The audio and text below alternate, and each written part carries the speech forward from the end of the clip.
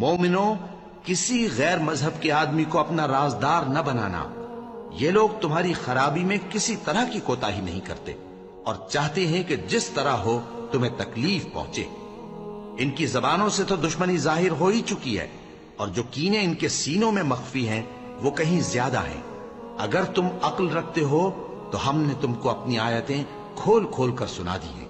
دیکھو، تم ایسے صاف دل لوگ ہو کہ ان لوگوں سے دوستی رکھتے ہو، حالانکہ یہ تم سے دوستی نہیں رکھتے، اور تم سب کتابوں پر ایمان رکھتے ہو اور یہ تمہاری کتاب کو نہیں مانتے۔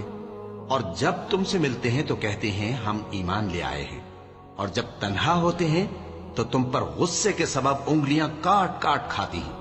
ان سے کہہ دو کہ اپنے غصے میں مر جاؤ، اللہ تمہارے دلوں کی باتوں سے خوب واقف ہے۔ اگر تمہیں آسودگی حاصل ہو تو ان کو بری لگتی ہے، اور اگر تمہیں رنج پہنچے تو خوش ہوتی ہے۔